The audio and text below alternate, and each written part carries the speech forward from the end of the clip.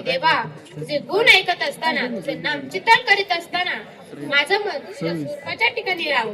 नेमकं कसं राहू हे अभंगाच्या दुसऱ्या चरणात सांगितलेलं आहे. तो सिद्धांत आहे आणि अभंगाच्या 3 चरणामध्ये 3 दृष्टांत आहे.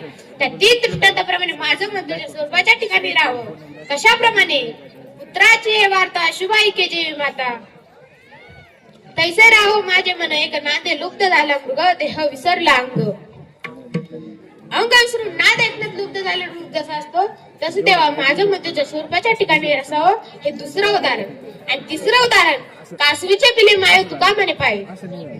कासवीच्या पिले आईकडे, आई आपल्या पिल्यांकडे ज्या दृष्टीने पाहते, एकाग्रतेने पाहते, तसं देवा माझं मन तुझ्या स्वरूपाच्या ठिकाणी रममान असावं, असा तुकोबरायांनी आग्रह संबंध केलेला आहे. एकंदरीत जर परमार्थ करायचा असेल तर परमार्थ हा मनाचा विषय आहे. मनाने परमार्थ होतो आणि शरीराने संसार होतो. आपला परमार्थ जर फुलद्रूप करायचा असेल तर परमार्थ हा मनाचा विषय आहे. असं सर्व शास्त्रकर्त्यांनी, सर्व संतांनी, गीतेत भगवंतांनी सांगितलेलं आहे.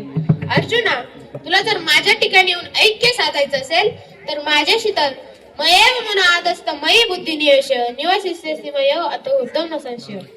भगवान सांगतात की अर्जुना, तू मन हे मीच करी, माझ्या भजनी प्रेम धरी, सर्वत्र नमस्कारी माझा ऐका ते. मग हे मन मला अर्पण कर, मग मला प्राण अर्पण कर, मला बुद्धी अर्पण कर, माझाच बघतो आणि मलाच नमस्कार कर. याचा असा आहे, मनाशिवाय परमार्थ होत नाही. मनाच्याच हातात परमार्थ करायचा, संसार करायचा हा मनाचा प्रश्न आहे. मनाने जे ठरवलं ते होऊ शकतं, त्याकरता भगवंताकडे अवश्य मन आहे. म्हणून पहिला प्रश्न असा आहे. पण दुसरी अडचण अशी आहे, मनाशिवाय परमार्थ होत नाही,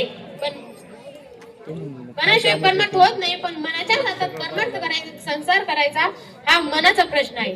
पण ते मन नको तिकडे जातं, हा प्रत्येकाचा अनुभव आहे.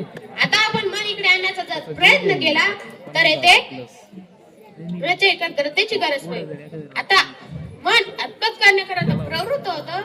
नको त्याचं विविच्य, नको त्याची चिंता, नको त्याचं चिंतन, नको त्याचा संकल्प करत असेही मन आहे.